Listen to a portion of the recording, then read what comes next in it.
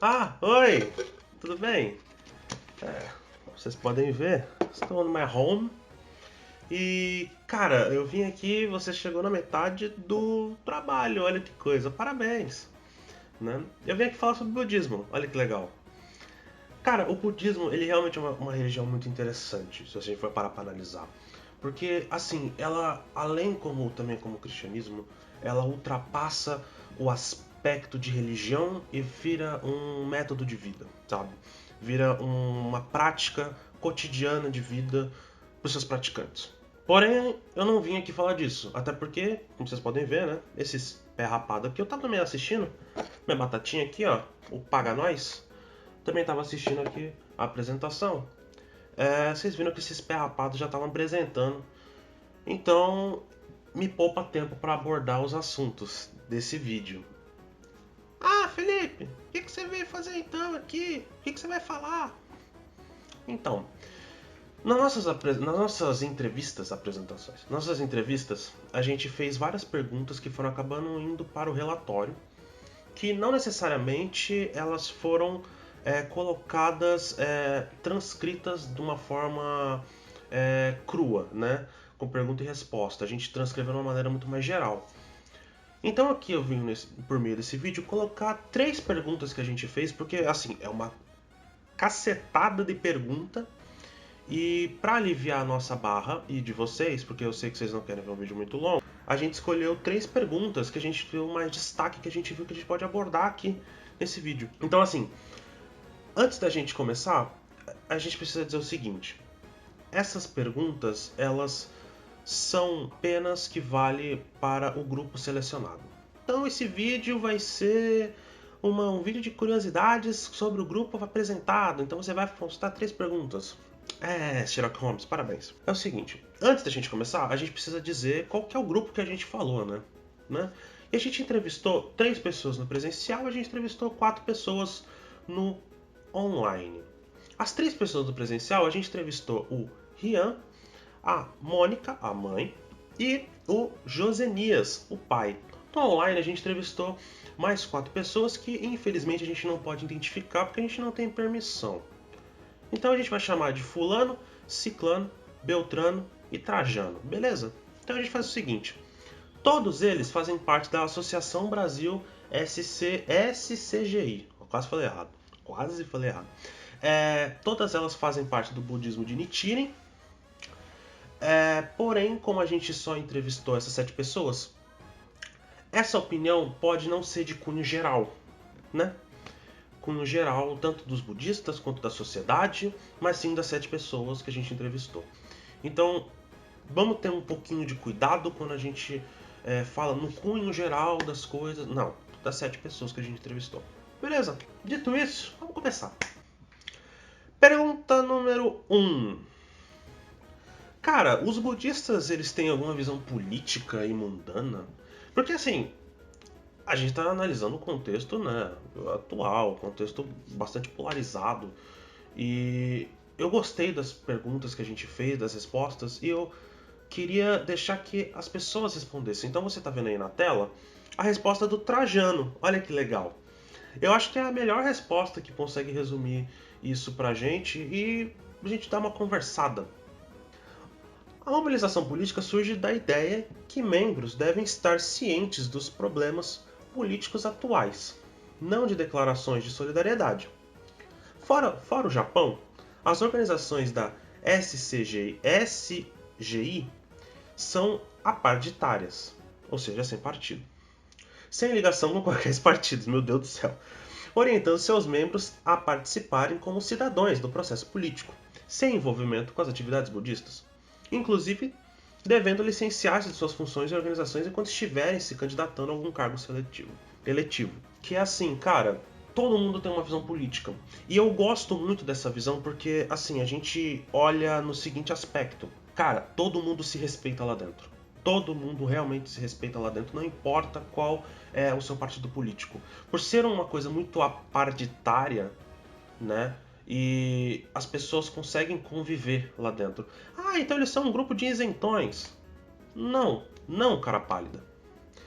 Assim, eles são um grupo onde você pode ter no mesmo lugar um cara que é do grupo do Bolsonaro e um grupo do Lula. E não interessa, porque lá dentro o que importa é a religião, o que importa é a fé budista, o que importa é a prática do budismo. É um lugar que precisa de muitos mais desse no Brasil inteiro. Um lugar de respeito pelo próximo, respeito pela opinião política, porque a gente vê o Brasil, que é um lugar meio estranho, né, para falar sobre política. Até nas próprias casas, imagina você ter uma casa onde tem uma pessoa que apoia o Lula e o Bolsonaro na mesma casa. Além de todo esse aspecto de respeito, não necessariamente o budismo ele apoia, ele é político. O budismo ele usa a política para tal. Como assim? O budismo de Nichiren, ou budismo de iniciante, para quem é do budismo tradicional, enfim, ele usa a política para poder atribuir pessoas. Ou seja, ele não faz politicagem, mas ele faz política. Ele utiliza de política, mas não faz de politicagem, como, por exemplo, outros têm partidos que são cristãos e faz politicagem a partir de tal. Só que eu gostei dessa resposta também por uma coisa assim. Outra pergunta que a gente fez foi: em algum momento o budismo foi algum regime ditatorial, alguma coisa assim e tal. Porque, querendo ou não, as pessoas utilizam, desde que o mundo é mundo, as pessoas se utilizam das próprias práticas para poder, né, se dar bem e ir em cima dos outros. E a gente viu ultimamente a perseguição no Mianmar, se eu não me engano, com o povo contra um governo que se declara budista. Então, é muito complicado. E também na Ásia vem crescendo muito essa questão do budismo.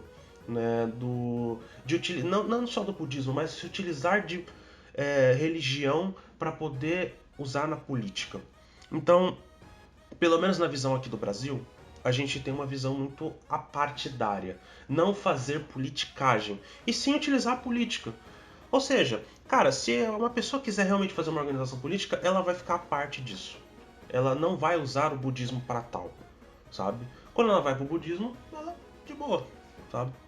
Número 2. Assim, a outra pergunta que a gente fez foi o seguinte. Desde que o Brasil se tornou uma república, 1889, se você se lembra das suas aulas de história, em um ano seguinte a gente teve a lei do Estado laico. Desde então a gente teve até os dias atuais a maioria da população brasileira formada por cristãos, formada por católicos, formada pela matriz cristã.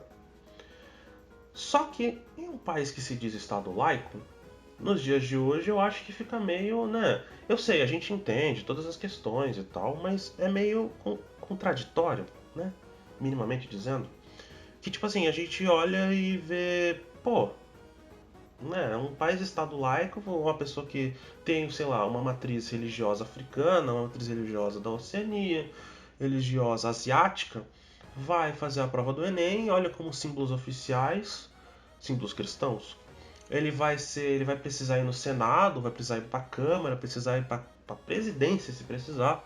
Ele olha como símbolos oficiais, símbolos cristãos. Como é que essa pessoa realmente se sente? De verdade, eu não sei como eu posso responder se não colocar as próprias palavras da pessoa de novo. Olha que coisa. Mas agora vamos colocar o vídeo, né? E vamos colocar o trechozinho da parte da Mônica, a mãe do Rian, do nosso entrevistado, que eu gostei muito de verdade. Então, roda aí.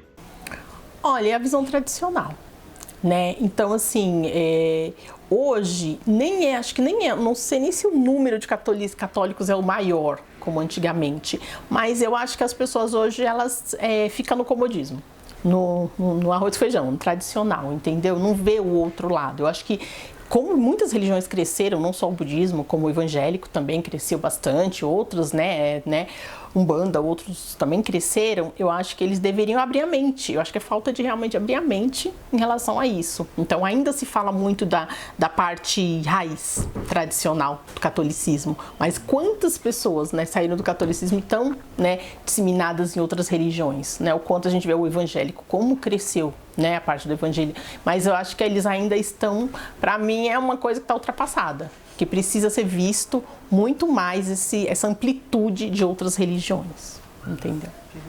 Número 3. Outra pergunta que a gente fez também, eu vou até ler essa pergunta aqui, eu já tô olhando aqui, né? Faz uma cota.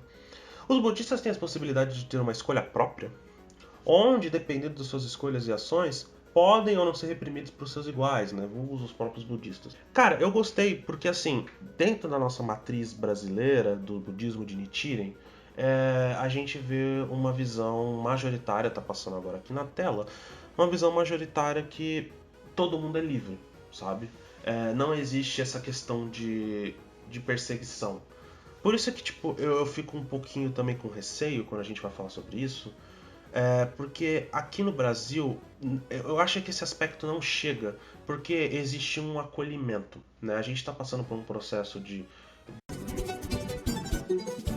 Deixa acontecer naturalmente, eu não quero ver naturalmente, deixa que o amor naturalmente. Então, essa questão da escolha própria e da não repressão, eu acho que ela entra muito no que contraparte no que a gente tem no lado asiático, né? Onde seja grupos, vários grupinhos, seja na localização onde estão, um país inteiro, ou um estado, ou uma cidade, utilizam da religião para poder fazer formas de repressão. É bem curioso o budismo de Nichiren. Eu gostei muito de verdade. E é isso, gente. Muito obrigado por escutarem até aqui. Bye bye.